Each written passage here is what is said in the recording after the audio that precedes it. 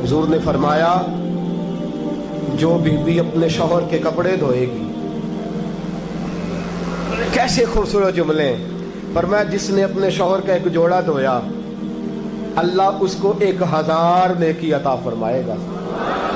क्या किया इसने जी? और अगर 4 धोए तो, और अगर 10 धोए, जिस बीबी ने एक जोड़ा खामद का धोया 1000 नेकी मिलेगी। फरमाया अल्लाह 2000 गुना माफ फरमा देगा। और जिस बीबी ने एक जोड़ा अपने खामद का धोया, मेरे रसूल पाक सल्लल्लाहु ताला अलैहि वसल्लम फरमाते हैं अल्लाह उसे अपने कुर्ब का 1000 दर्जा अता फरमाएगा। जिसने एक जोड़ा अपने खामद का धोया, सैयद आलम सल्लल्लाहु ताला अलैहि वसल्लम ने फरमाया औरतें गिला करती हैं शौहरों का, शिकवा करती हैं।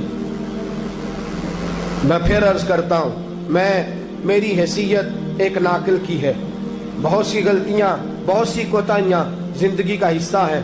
एक नाकिल हूं, बात पढ़ता हूं, आगे बयान कर देता हूं। मैं जदों दी तेरे घर आईया सुख वेखे ही नहीं, जब जद दी तेरे अल आईया ना तब वो देखो कितना आला है, वो उसकी बीवी कितनी।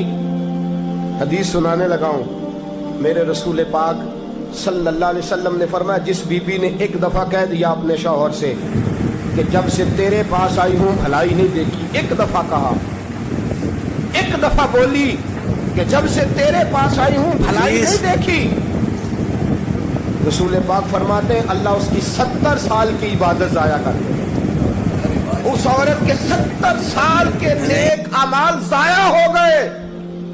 जिसने एक बार बुल्ले शाह आसमानी उड़दियां पढ़ना है, आ जेड़ा घर बैठा ओनू बेटे की जन्नत मां के कदमों में, और औरत की जन्नत उसके शौहर के। आप बड़े राजी हो रहे हैं, कुछ दिनों के बाद मजमून आ रहा है मियां बीवी के हुकूक का, आपने भी फंसना है वहां। लेकिन आज जो उन्वान है मैं उसी पर बात कर रहा हूं। नबी पाक सल्लल्लाहु ताला अलैहि वसल्लम ने फरमाया जो औरत एक बार कह दे कि भलाई नहीं देखी, फरमाया अल्लाह तबारक व तआला उसके 70 साल के नेक अमाल जाया कर देगा।